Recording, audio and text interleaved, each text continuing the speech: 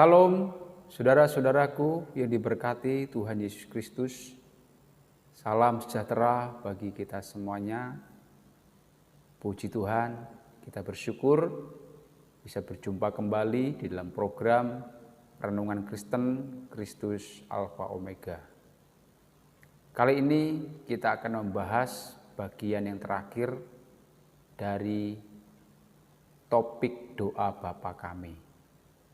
Mari kita lihat di dalam Matius pasal 6 ayat yang ke-13 bagian terakhir. Dikatakan di sana, karena engkaulah yang empunya kerajaan dan kuasa dan kemuliaan sampai selama-lamanya. Amin. Bapak, Ibu, Saudaraku yang dikasihi Tuhan, mari kita pahami, kita ketahui apa makna yang terkandung di dalam doa Bapa Kami bagian yang terakhir ini. Ada tiga hal yang perlu kita ketahui, perlu kita imani tentang siapa Allah kita. Yang pertama dikatakan di sana, karena engkaulah yang empunya kerajaan. Apa artinya? Bapak, Ibu, Saudara yang kasih Tuhan, kita mesti percaya, kita mesti tahu bahwa sesungguhnya Allah kita, Bapa kita, dialah Tuhan Yesus. Dialah yang empunya kerajaan. Kerajaan di sini bukan kerajaan dunia, bukan kerajaan manusia, tapi kerajaan Allah. Ya. Kerajaan sorga. Ya. Dia adalah penguasa. Dia adalah raja yang punya kedaulatan, yang punya otoritas di dalam memerintah kehidupan alam semesta ini, bahkan dalam kehidupan manusia. Di dalam ayat sebelumnya juga dikatakan di sana, datanglah kerajaanmu, jadilah kehendakmu. Artinya apa? Kita harus mengizinkan Allah sebagai penguasa, sebagai empunya kerajaan Allah, mengizinkan Dia memerintah kehidupan kita, mengizinkan kehendaknya terjadi dalam kehidupan kita. Bapak, Ibu, Saudara yang kasih Tuhan, sebagai anak-anak Bapa, anak-anak Tuhan, mari kita tunduk kepada Bapa kita, kepada Yesus Kristus yang adalah empunya kerajaan surga. Yang kedua juga dikatakan di sana, karena engkaulah yang empunya kerajaan dan kuasa. Sebagai seorang raja, Bapa kita punya kuasa, Bapa kita punya kemampuan, Bapa kita punya kekuatan. Kuasa di sini berarti Tuhan punya kekuatan, Tuhan punya kemampuan, apa saja bisa dilakukan oleh Tuhan. Ya. Kalau kita baca poin sebelumnya dalam doa Bapa Kami, Tuhan itu punya kuasa di dalam memberkati, menyediakan kebutuhan jasmani kita.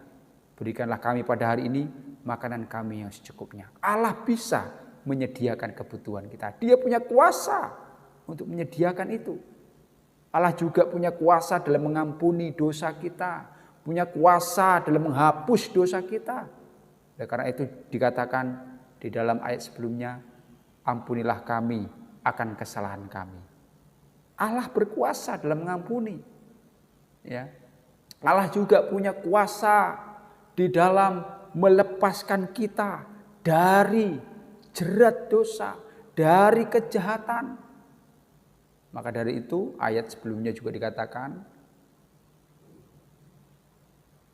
janganlah membawa kami ke dalam pencobaan, tetapi lepaskanlah kami daripada yang jahat.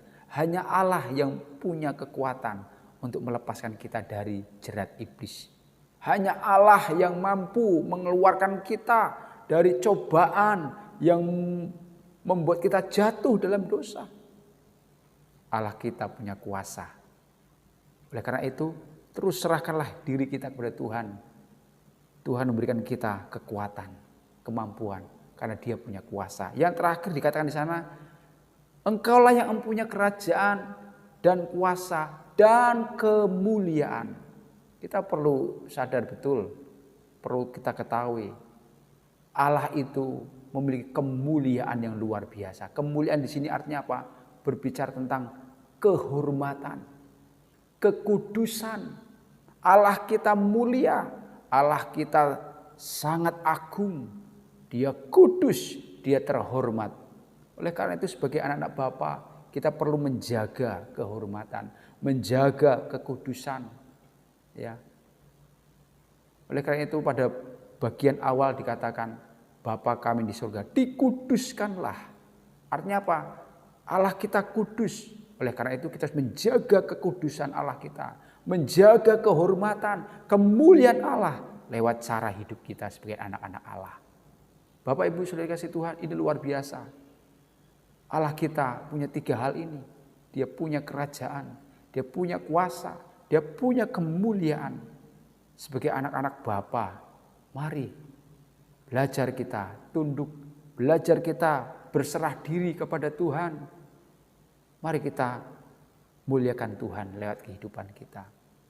Dan di akhir daripada doa Bapa kami ditutup dengan kata amin. Apa itu artinya amin? Amin itu artinya sungguh benar apa yang ada pada Allah.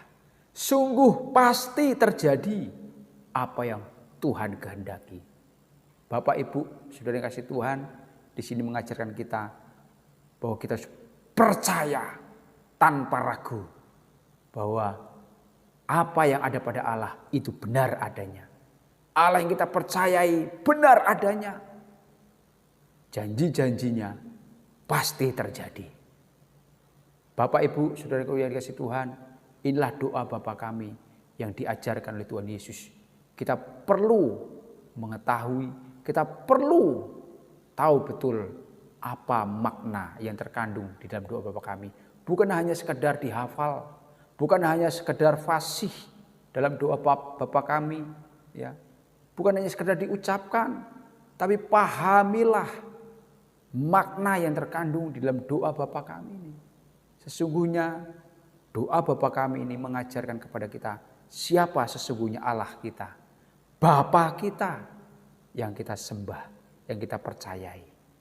Mari Bapak Saudara yang kasih Tuhan, biarlah melalui renungan firman Tuhan ini, pengetahuan kita akan Bapa kita semakin bertambah, semakin luas.